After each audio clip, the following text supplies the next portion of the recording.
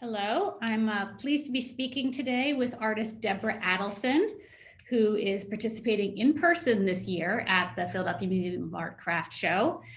And she's a returning artist to the show, and we are thrilled to have a little chance to chat with her in her studio today to hear a little bit more about her work. Debra, welcome. Hey, well, thank you. Yeah, this is my studio. It is in the basement of my home, and I am in the Philadelphia area. I'm in Collingswood, so I'm not far from the convention center itself. I'm a local artist. I went to Tyler School of Art, which is also a local art school. Now it's in Philadelphia. It used to be in Elkins Park when I went a zillion years ago. And I have a BFA in jewelry design and metalsmithing. So I have a formal degree in the jewelry design part. And I've been making jewelry for about 24 years. And over the course of the 24 years, my work has evolved. And now I incorporate glass into my work. So I carve glass, I cut glass, I do all sorts of things. My technique is cold working. And so it's a technique that kind of relates to jewelry in the sense that I work it almost like a gemstone. So I work the glass in its solid state. It's always room temperature. I don't use heat or a kiln or a torch to work glass at all. I actually cut it just like I would cut, I can show you, like I cut, this is abalone. So I cut the glass just like I would cut a gemstone. I don't know if it's close enough. Yeah. So this is a piece of raw glass. So I actually start by making the glass, the solid glass itself, by combining, I'm going to show you some of my different raw materials. So I start by laminating together. First I grind and laminate sheets of glass. So this is a colored iridescent glass. Then I also use dichroic glass and then optical glass. And through my own technique, I sandwich them together. It's hard to tell. Let me see. So I'm just dipping my fingers in water so that you can see once it's it gets clear. Combined together, the raw glass appears white, so it's hard to see without the water, but I then carve it and bring it back up to a polish.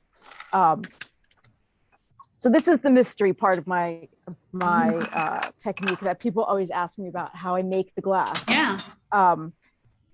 When I do that part, I actually use my husband's studio, who's also an artist in the show. Yes. And glass artist. I'm an interloper. He's a glass artist. We're both cold workers, but we have different sensibilities and different techniques. But his studio is actually has a vacuum, a bell vacuum, and all the things that I need to do this technique when I laminate it. And so I don't do it in my own studio. So unfortunately, his studio is outside of our house. I can't bring you there or I would lose you.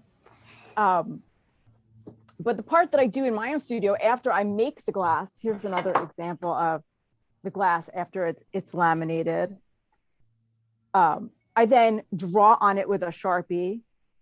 A lot of times I cover it with contact paper, and this protects it. It protects the glass from me breaking it, but also if the glass isn't annealed properly, which is the technical term for if it's not heated to the right formulation for me to work it, it'll explode when I touch it to my saw. So I actually cover it with contact paper for especially for the first couple cuts. And that way I know if it's gonna like shatter, the contact paper holds it together. So most of the time the raw glass is covered in either masking tape or contact paper. And that way I can draw on it also. And then if you have any questions while I'm showing, then you just let me know. Great so far. It's really fascinating to see here. I think people probably don't think about the fact that you're making, not only the metal and sculpting and all of that, but the glass work as well. So that's important to know. Right. So I'm looking for this piece actually. Oh, this is probably from here. This is the finished piece that was cut from this. I made a pair of earrings. So here's the finished pair of earrings, just that you can see what it's going to look like. And that was cut from here. Right.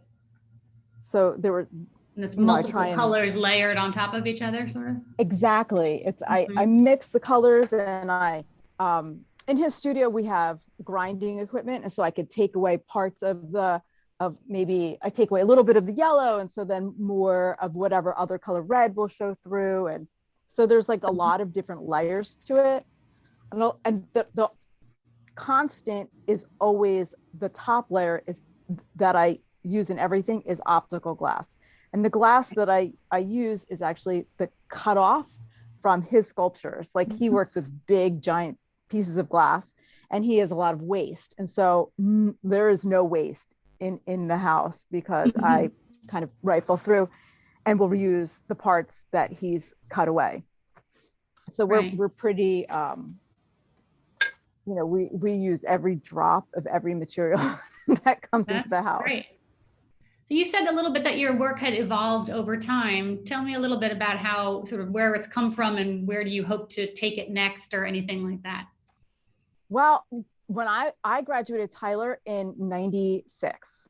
And when I was there, I worked with a lot with plastics. And my work started off when I started doing shows. And actually what I worked on in school, it was all tableware and housewares and larger pieces. And I actually did the museum show with a different body of work, with metal. I've actually been in several different categories, because the customers might not realize it, but when we apply for a specific body of work for a specific category. So as my work evolves, my category changes also. So sometimes I'm mixed media, or sometimes I'm just metal, depending on what the dominant material is. The running theme with my work since I started is that I mixed different materials in, always sterling silver. And then I used to work with plastics. Plastics were available, and I could add a lot of color to my work with plastics. And it was, when I first started, I could work with it without a lot of machinery and a lot of tools. And it was something I could do at my bench. After incorporating the plastics for, over 10 years, the global conversation about climate change and pollution and plastics, it changed. Yes. And I didn't really want sustainability. And, and then I had my son just turned 12. And so when I was pregnant with him, it was when all of this kind of was bubbling up in the world, the conversation about climate change and sustainability and all this. And I realized that's not really what I wanted to do. I didn't want to work with these materials anymore, even though I had, in our little niche, I had achieved, I was successful with this body of work, but I realized I didn't want to work with plastics anymore. And so I kind of put that body of work to the side, and I experimented with other things. And my husband, who works with glass, as I said, kept suggesting that I try glass, and I didn't want to do what he does. And I stubbornly resisted. And then my son was maybe 2 or 3, and I applied to the Corning Museum school for a couple classes. And I thought, if I get a scholarship to do these, to try out, I didn't even know if I would like glass. I knew that I didn't want him to teach me, because that's a surefire way to hate each other quickly. Right. To have one of you teach the other one something. So I wanted to learn a different technique from someone else and come to it in my own way. And so that's how this body of work evolved. I took a class with a Czech woman named Pavlina Chambalova, who is a glass engraver.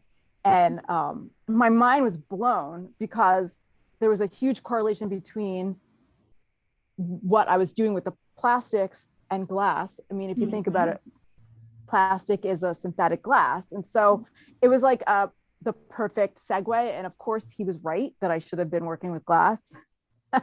We won't tell him that. I'm not gonna let him watch this. But it was a natural progression in the work. And I love the glass for a lot of reasons. I feel like the possibilities are endless and there's so much I haven't explored. And not coming from a super formal glass background, I feel like I don't have the weight of having these rules that you know I would have. Like I know the rules of making jewelry, and you know I stick within the boundaries of what I was taught. Unfortunately, it's really hard to like get your mind out of like what is right and what is wrong when you come from a very formal craft education. But I don't have that with the glass, and so like I literally push it until it like disintegrates, and I'm like, okay, well I pushed that too far, and it didn't work. And it didn't work, and I learned from it, and so I'm having a lot of fun doing it. I hope it comes across, you know, in the work. I feel really like, you know, at this point in my career, it's a lot of years in, and I feel like almost like a second wind. So it's fun. Do you get feedback from customers, or do you make custom pieces, or is it all kind of what comes to you and what you're inspired by that shapes your work? Well, a little of both. I'm working on a series that's based on like the not necessarily the ripples of water. I come back to certain themes over and over, themes of nature. So this is another image that I printed out that see the relationship between that and your work. That this body of work that I'm doing now, like here is a piece that I carved yesterday, and it's, you know, it's not polished, so it's not going to show all of the reflections. But so I base my work on, you know, I think of my work, even though it is a craft and I'm selling a commodity, I think of it as my art. And so I have, you know, I work in a series of pieces, and I will make custom pieces for people within the boundaries of my work. And I have certain customers, like actually I didn't ship it yet, but this was based on a piece that I did in another color family and in a different scale. And then I had somebody say, I really love that piece, but I like blues and teals and purples, and I want it bigger, and I want it wider, and I want it, you know, within the parameters. And then I'm happy to come up with something for somebody in that sense. Oftentimes customers will ask if we'll make, you know, if jewelers, they'll have a specific piece in mind. Will I make something that is completely different than, you know, my normal parameters? And I generally don't, because for a couple of reasons, that it's not my wheelhouse to do. But also, if they have something specific, usually it's because they saw it somewhere and it's somebody else's work. Right. And I don't go there. That's interesting. I know you have your vision, and yeah, it's interesting. If it fits within your vision and your parameters, that makes sense. Yeah. Right. Interesting. Okay.